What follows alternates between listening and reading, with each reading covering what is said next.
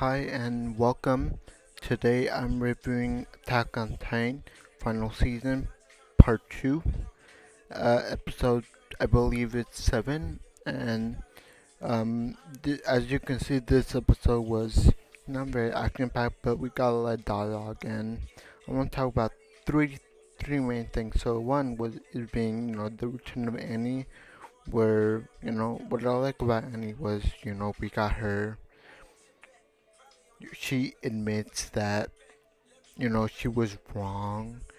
Before she was, put in the crystal, she, killed everyone. And she says, I do realize what I did and it's very wrong what I did. And she admits that, you know, before when I killed people, it was mostly because I, I was taught, not to, human lives don't have value. And she kind of learned through that process.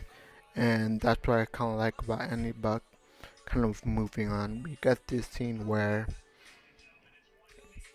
um, while Armin is getting ready to go after Connie, we get where you can see where Kaya and her family are saying their goodbyes to Gabby.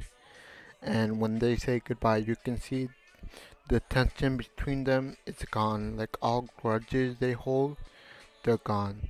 And they act like normal people. And you can see that because of the rumbling, it's bringing some people together, and peace, I guess, is starting to form between people. But kind of moving on to the last few scenes of the episode, you see where you see Connie still very motivated to bring Falco to his mom to turn her back into human. And I mean, you can see that all written on his face, like he's very gung ho about it. He wants to do it. So I wonder if by next episode, if he'll like have a change of heart or something. Cause you know, I mean, I think it's wrong. He's at that point. I think when the mom like turns into a titan or something, just let it be. Like she lived a full life already. Don't exchange a young life. Like I'm assuming Falco's like, let's say 11, I think. I'd say 11. Why would you sacrifice an 11-year-old who has his life ahead of him for someone who pretty much lived her life already? She's like, what, 40, I would guess. But I mean, yeah, I wonder if if he'll have a change of heart by next episode. But let's also talk about the last seconds of this episode. So we see that Peak and I guess her commander, as they're watching the rumbling and discussing like how can we stop this? Like, can it be stopped? And we see Hanji kind of stumble on them and say, "Oh,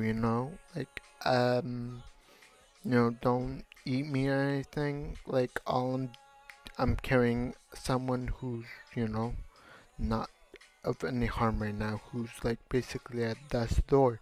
And it's revealed to be Levi, but we see that he's like unconscious and in very bad shape. So I wonder how he'll participate, what his role will be in the final fight against Aaron.